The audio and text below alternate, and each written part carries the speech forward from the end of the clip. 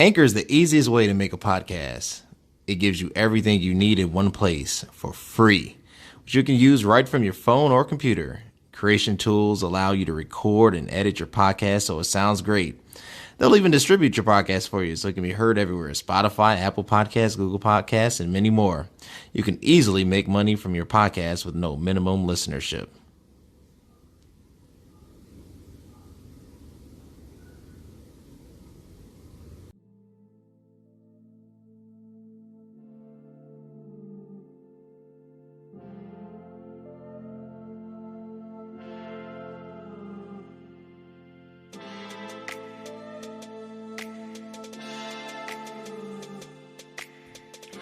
What's up, everybody, and welcome to a new year. You were not expecting that. I'm really excited to do this collab episode with my partner in crime, Cody Kelly, on his show, It Is What It Is, and my show, Health and Fitness Redefined. Guys, we're going to be talking all about New Year's. Cody, excited?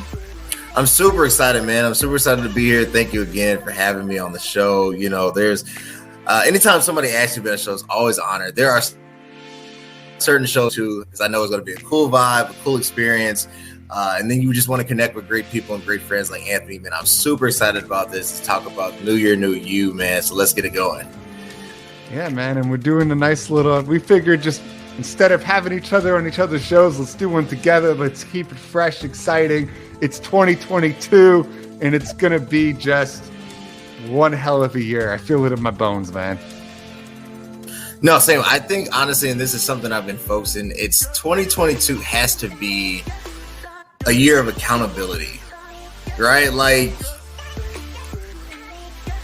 I think with everything that has happened and has transpired, I think there is an onus and a responsibility that every human now plays a part into this thing going forward. And you got to own it.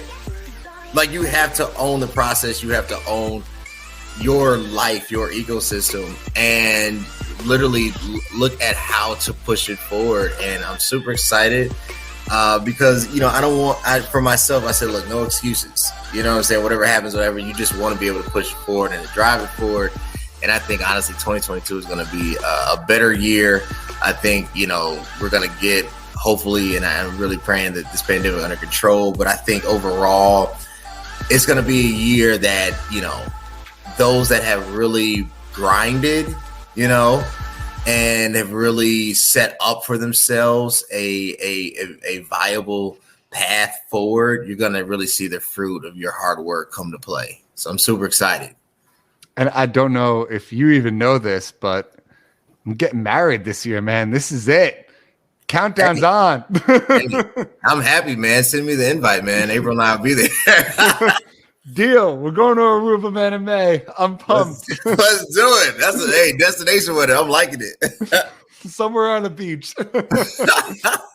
That's why it's got to be a good year. And that's what I'm going to start the show out, guys. Like, the year I'm getting married, I'm opening up a second spot. I'm excited. But I want to talk about New Year's resolutions because I think it's something that used to be a really big thing back 20, 30 years ago. And then it just now becomes like a stigma, like, haha, you made a New Year's resolution. And then you end up not doing anything about it. And everyone just kind of makes fun of you. I don't know if you agree with that, but that's what I see in my industry, at least a lot. Yeah.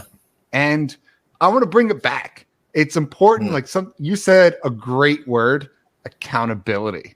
Yeah. And we need to keep ourselves accountable. And that's why I like a day you start fresh and you write a goal and you actually stick to it. Think how much better you will feel as you pursue that goal you set for the new year. Yeah. Dude, I think so. What happens, I think, is particularly when it comes to fitness, you know, a lot of people, I say the January crowd is very inconsistent, right? Like January 2, January 3, or that first Monday, whatever the holiday falls on, that first Monday, everywhere gyms are packed. I mean, with, you know, new people, you know, new clothing, new sports supplements. Like, it's the newness is so, it's almost aggravating because you know they're not going to continue. Like anybody that knows it just knows, like, it's because they've invested into the newness and not into the process. And it's like when you see that, okay, it's like you got the new Nikes, that's cool. Okay, you got the new leggings, all right. You got the new, whatever. You got the new wrist wraps. You got all the new stuff, but you didn't get a new attitude, a new mindset, a new discipline, right? So you have equipment, but you don't have character, and that's the difference, right? So I do think we need to bring it back, because the reality is, I think because of what has happened and everything, the pandemic, I think a lot of I won't say setback, but I think just people are feeling a little oppressed, and the weight of the world is on their shoulders. But I do think eventually you got to say, okay, life, as weird as it is, as awkward as it can be, I got to find a way to move forward. I got to find a way to crawl out of this, and I have to own my own part that I played in it, right? And the problem with New Year's resolutions is, it's great to have hope. It's great to have a vision. It's better to understand what's actually going to make that vision come to pass. It's better to fall in love with the sacrifices and the pain that is associated with that vision. And if you can fall in love with the low moments, that tie into that vision, you'll be there. Like, you'll get that, that physique, you'll drop those pounds, you'll get a tighter waist, whatever your goals are, you'll get there. But you first have to fall in love with the truth of how you see yourself, not just seeing yourself. And a lot of people, I think, have a false image of what they see. They don't understand what's behind that door, right? So I think, accountability has to be the A word. Accountability has to be the word for 2022, because everybody's accountable. Like, we're all adults, everybody has a part to play in their own success. You can't just wish for it. You can't just hope for it. Like, there's a gradual step and process of failures, of setbacks, of investment, of sacrifice, of pain, of agony, of betrayal in some sense. But all those emotions come to form this weird positive conclusion in the end, right? And I think when you accept that, like, it is what it is, that's why I'm sorry, part of the book. Love that tie right there, man. It'll be cool. I want to talk about two things you mentioned real quick. Yeah. The first one, that New Year's rush to the gym. I gotta say, I brought up stigma for a reason, because that rush has died over the last 5 years. I've been in this industry for a long time now, and I've seen a drop in how many people make that New Year's resolution to lose weight, because people make fun of them because they're saying you're not going to do it anyway. Mm-hmm. You're going to give up after a week. So you really don't see that New Year's rush anymore to go back and to take care of yourselves. They just kind of go, whatever, and throw it away. And then the next thing you mentioned was the being at the bottom and falling in love with yourself. That was so deep. I love that. With a burning passion. You got to be able to pick yourself up for the bootstraps when you're down, failing at your goal, and just say, all right, now I can do it, and get back into it and just go. I worked out. Trust me, not every workout that I go to, and you can attest to this, is like, oh my God, I'm so excited to be here. Mm-hmm. Sometimes it's like, oh my God, I want to go home. And that's all you're thinking about is ending the workout. But you get through it. And then after you get through that workout, it's like, all right, I feel better. I feel refreshed. And it's easier to get back into it and do it. But I want to ask you, Cody, because it's all about keeping ourselves accountable and being an example for others. And that's what I believe in. So what's your New Year's resolution to yourself, and how are you going to keep yourself accountable to do it? Sure. I think for myself is execution. So I've done a lot. I've thrown a lot of darts at the wall to see if something sticks, right? And I think we all do it, right? Like, is this my passion? Is this my calling? Like, I'm happy where I am. I'm happy where I am professionally. I'm happy about the joint venture my wife and I have with the launch of this new brand. I'm happy in that, regards, and I'm happy with everything up to this point. For my accountability is, I want to make it stable, and then I want to make it prosper, right? And I think those are two different ways of looking at it. And I think that just comes with execution, because, and, Anthony, you alluded to it, not every day you don't feel like being the best version of yourself. There's days I wake up and be like, I don't want to do that. There's days I don't want to run. I don't want to work out. I don't want to lift. I don't want to sweat. There's days I don't want to get the 4 to 5 meals a day. And I just don't want to do it. But by doing it over time, you build something that people will notice. Right. And what I've learned, particularly in business, is that, A, looks can be deceiving.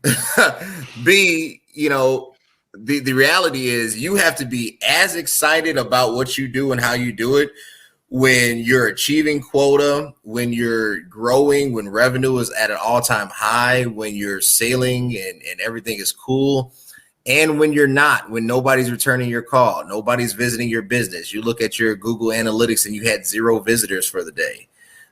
You look at your orders and you had 0 orders for the day. You got to be just as laser focused and as happy about your product and your offerings as you are when you're killing it. Because the reality is you're supposed to be consistent, right? Like, these are momentary swings. You're going to have times of just winning and like, oh man, everything is just great and it couldn't be any better. And then you're going to have times of questioning your why, like, why do I even do this? The embarrassment. You're going to have the feelings of insecurity. You're going to feel like everybody's talking about you, even when there's silence. So you got to be able to shut out all these voices and keep focused. And it's not easy. I'll be the first to tell you, being human is exactly that. It's being human. But the accountability part is, no matter how I feel, no matter where I am in that space, no matter, if it's a good day, if it's a great day, if it's a super great day, if it's just an average day, I'm going to be present. I'm going to say and do what I said I'm going to do. And I'm going to hold up my end of the bargain. And then the other thing is, I'm not going to judge somebody else for what you might feel is dropping the ball. Everybody has a capacity.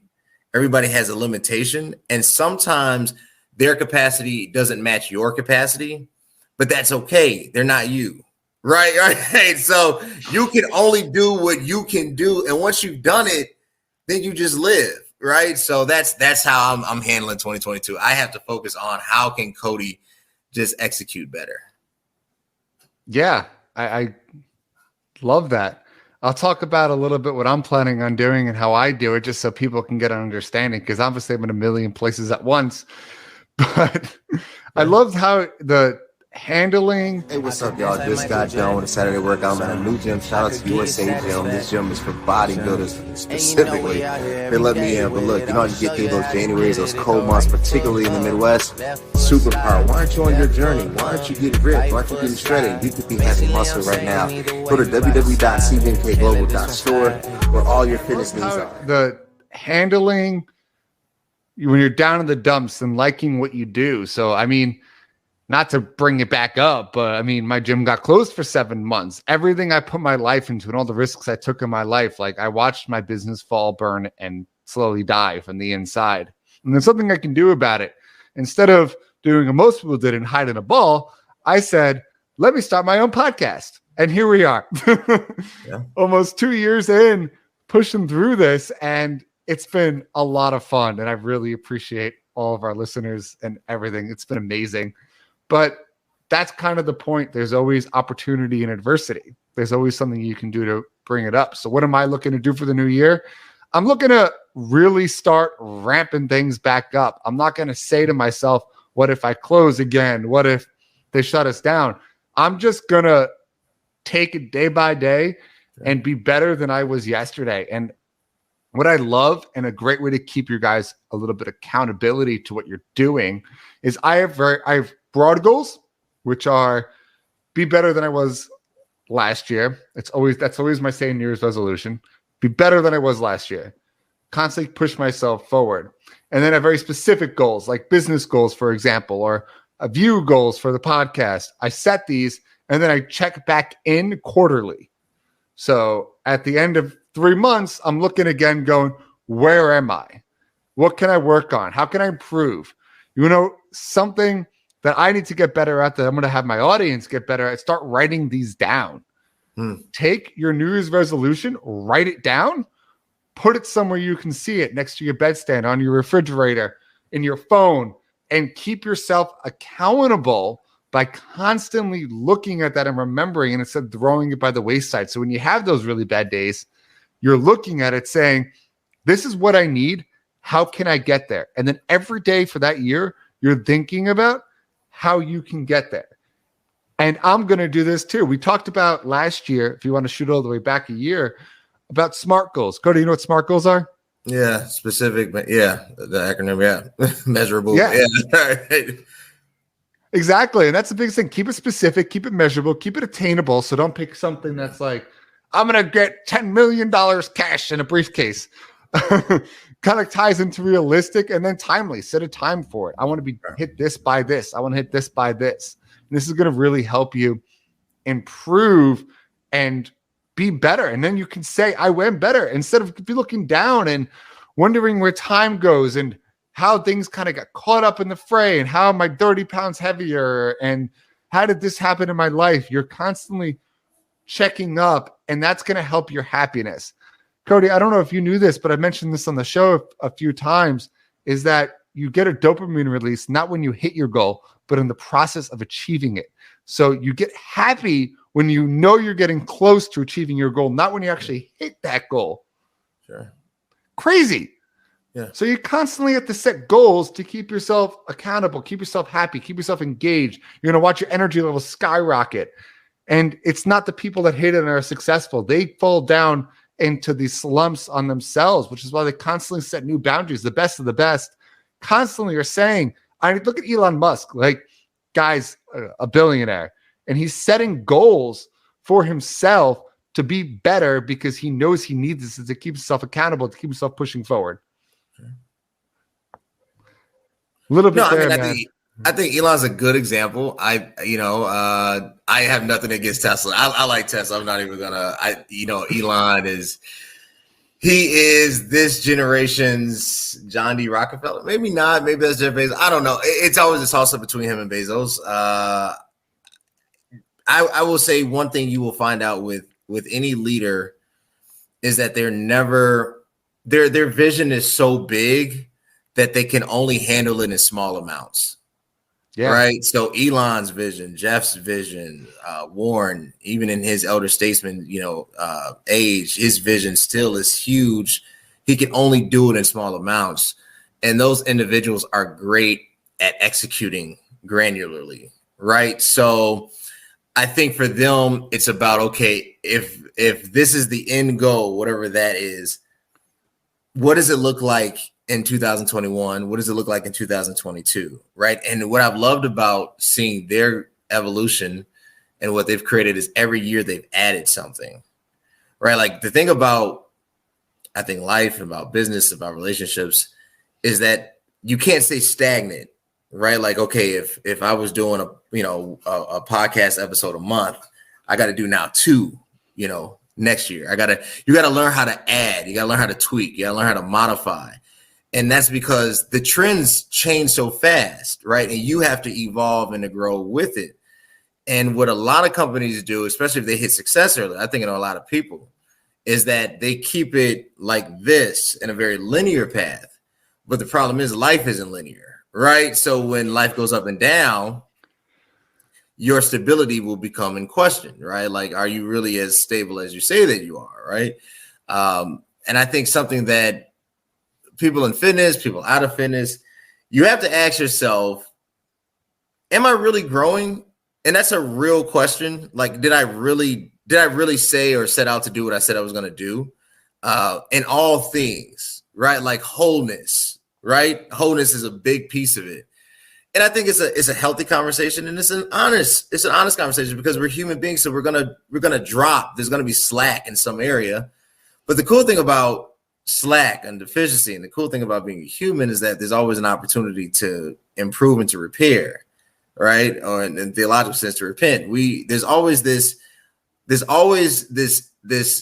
gap that can be filled with good stuff, And ourselves, we have to look at the gaps in our own life, in our own processes, and say, how do we fill this with good stuff? Because we can fill it with garbage, we can fill it with crap all day long. But how do we fill these gaps? And everybody has them, and it's cool. Like it's okay. You're human. You're gonna have a gap. There's gonna be this voidness. How do you fill this with good stuff so that it becomes more natural to be the better version of yourself, right? And I think sometimes I would say, take the 5 to 10% that people see and focus on and perfect, and the other 85-90% is the part that's really hurting. Right. And if you focused on that gap, the other 10-15% would take care of itself. So I think for us, when it comes to the podcast, when it comes to whatever, I'm looking and I'm seeing my own gaps. I think about my own podcast. I'm like, I know I need to do this. And I mentioned you, Anthony, before the show. I was like, I got a friend named John DeGregorio. He has podcasts. All he does is he does media, TV, film review and shows.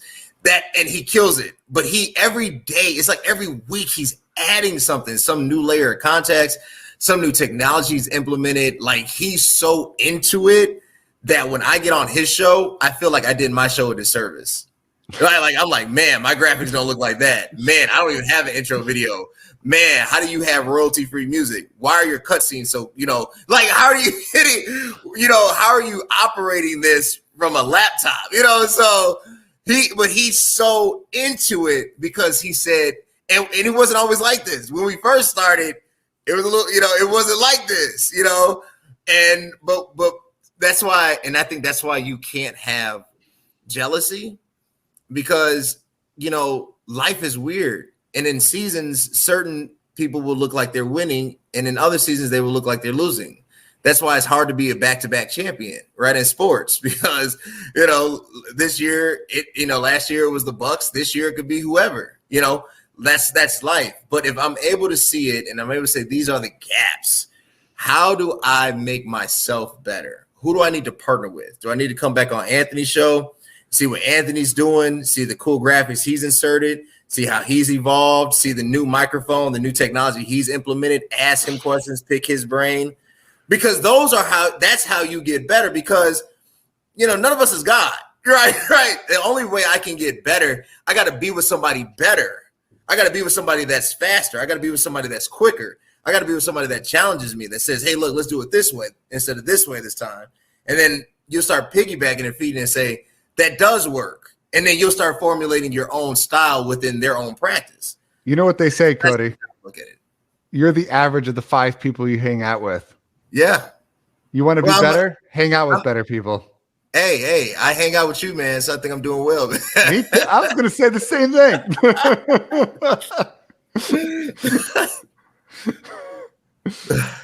But it's true. I love you had a bunch of talking points, and I want to break them down just a little bit to be a little more specific, but they were phenomenal. So thank you. Different aspects of your life. So you might have a business goal. You might have a personal health goal. You might have a relationship goal. And there's different aspects of your life where somebody, like you said, maybe is succeeding in one of those aspects, but they're hurting somewhere else. So let's take it different, for example. Let's go with relationships, right? Sure. Let's say you want to improve your relationship with your significant other. Sure. Hang out with people who have a really good relationship with their significant other, and then learn from them. Ask yourself, how can I be better? And that will help improve your relationship. You don't want to slack on that area of your life. So it's important, like everything else, you grow with it. You can't keep it stagnant. You can't just let it sit. What's going to happen? The other person's going to get bored. You're going to start fighting a lot. Keep it fresh. Keep it new.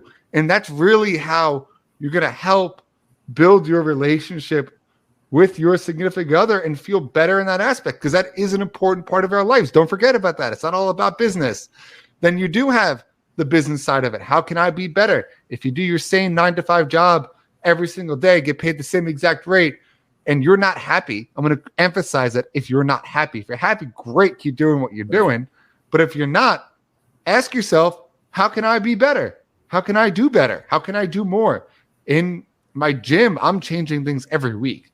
I feel like every week you have a new program rolling out. It actually gets really overwhelming, but it's like I'm trying to keep things fresh. I'm trying to keep things new, kind of constantly grow with our environment. Because if I stay the same, we're going to fade out and disappear. Mhm. And then you have health goals.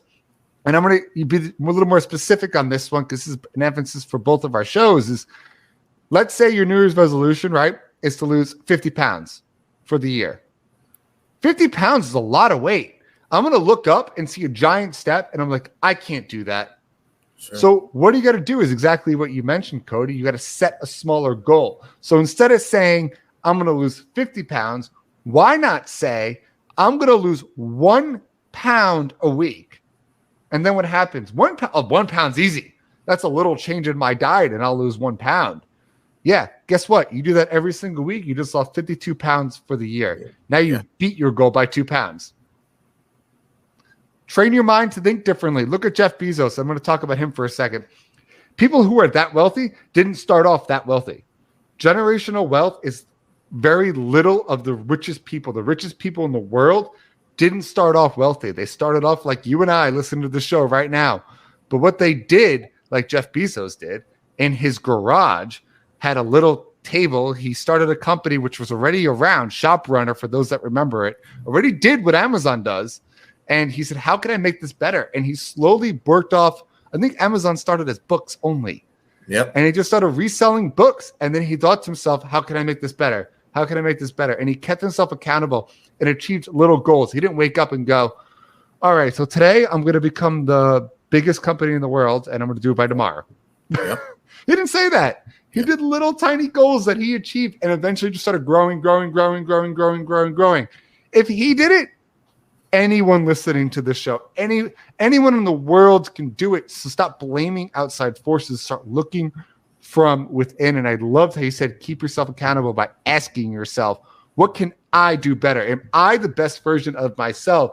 What am I doing wrong? It's not everybody else. It's you. And it's harsh, but it's true because when you take blame for something, for example, Cody and I got into an argument and I said, Cody, it's your fault. Then there's nothing I can do to fix that. I can't make that better. But if instead I said, it's my fault, I did something wrong. Sure. And then I could take a look at it and guess what? I could fix it. When you keep yourself accountable and you start changing within control the controllables aspect of it, I can control how I act. I can control what I do. And then I can start improving everything else in the world. So don't look out. Look from within, and that, Cody, is how you're going to have the best freaking New Year's in the world. And by 2023, Cody's going to come on the show and tell me he's got 10 episodes a day coming out with these crazy graphics. He's going to hit a button and you're going to be like in 3D world all around. It's going to be insane. The Metaverse podcast. I wish, man. But it's honestly true. It is definitely something that you have to settle yourself in. And I like the Jeff Bezos analogy. I think if you were to ask him, if you could go back to one of the company first of all, it went public in 95 or it was in 97, but he started in 93. If you asked him in 1993, is your company's going to become the largest marketplace, largest ecosystem in the world?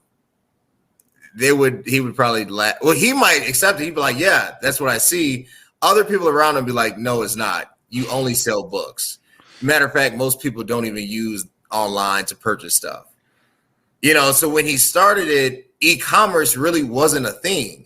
That was like a made up word, right? It was there, but it wasn't how most people went about transactions. Most people went to a physical location to buy something. And then when he started, remember, he's starting at the height of what I would call the expensive libraries, right? So he's starting when Barnes and Noble is at its all-time zenith, when your, mom and pop stores, were implementing, coffee shops and Starbucks type of, things to draw more customers. So that he's starting when everybody wanted to go into a store for an experience.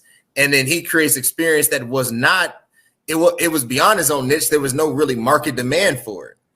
And this is why I say you have to have enough faith to continue, because there was nothing that suggested that this company should have been a success in its original concept.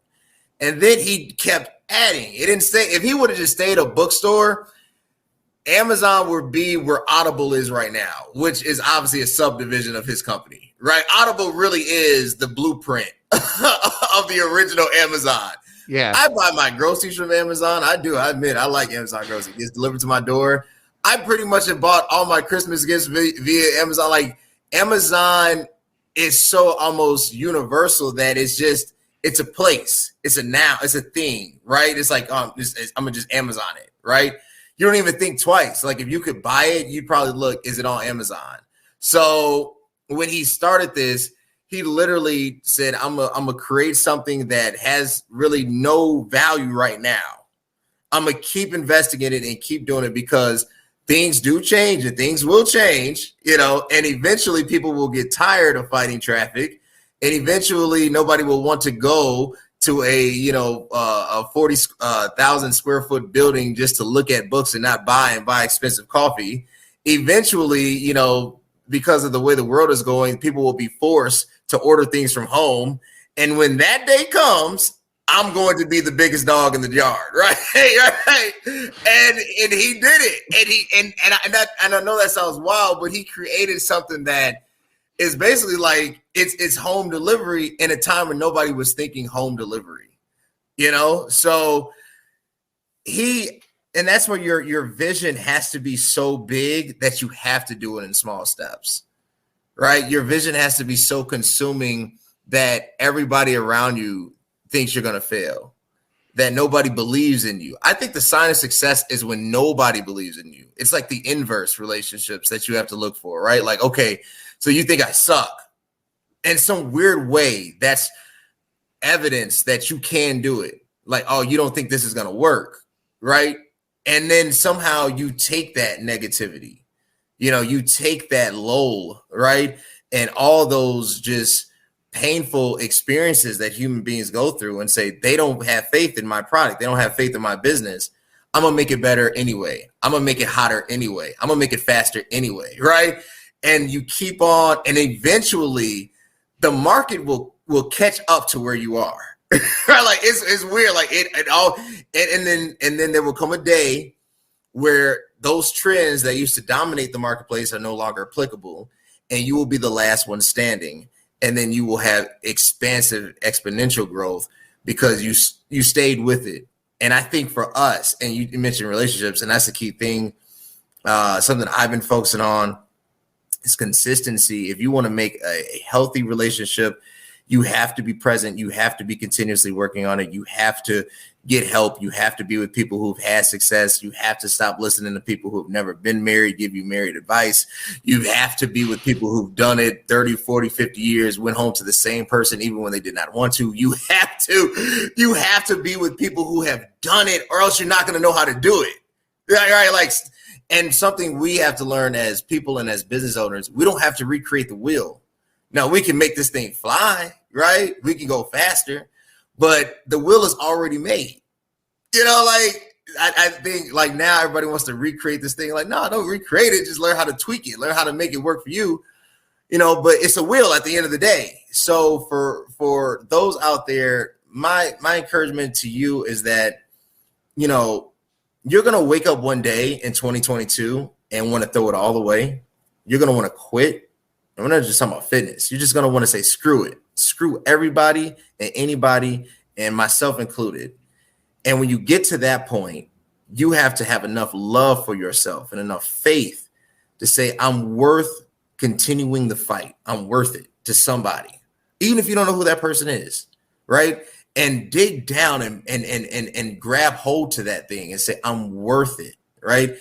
And from that feeling and from that mindset, slowly crawl your way out.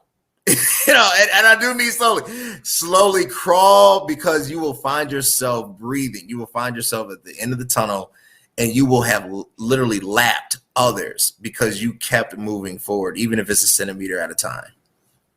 Yeah, it's so true. And I know we've both been there, but you're going to find moments in your life where you just down in the dumps. We didn't start like this. We kind of worked our ways and just kind of did it. And the biggest thing is just take action. Just take action every single day, no matter how small that step may be.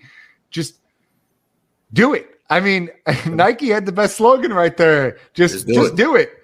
I can't tell you, just to bring it back to what I live and do, is if I'm talking to my friends on Friday, telling them I'm going to start working on a Monday, guess what? I'm not going to the gym Monday. But instead, if I said, I'm going to start now living a healthy life and started now, I have way better chances of being successful in it because I started now and didn't put it off. Keeping it a priority, which keeps you accountable. My accountability is, these are my priorities in life. I need to do this above all else. I know, Cody, you do this because I do the same thing. When it comes to working out, that's priority one. I'm going for myself. I'm working out. I have to. So I will schedule everything else around my workout as opposed to trying to fit my workout in my schedule. Because if you're doing that, it's not a priority in your life. Mm-hmm. But if that is your priority, you're then going to schedule other things around it. And then it's going to be so much easier to achieve your goal and to hit the gym and to eat healthier because you made that a priority. You're keeping yourself accountable to do it.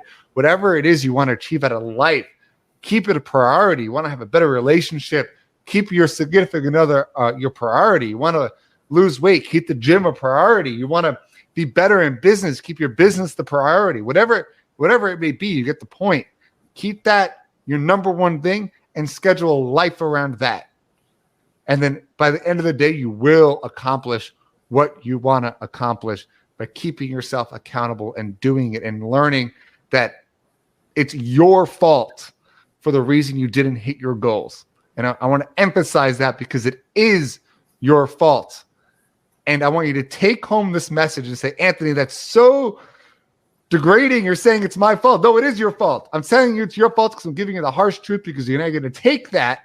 You're blaming yourself and now you're going to fix it. It's your fault, but you can fix it. And you can achieve anything you want to achieve because you have the power to be the best version of yourself. Mic drop, Cody.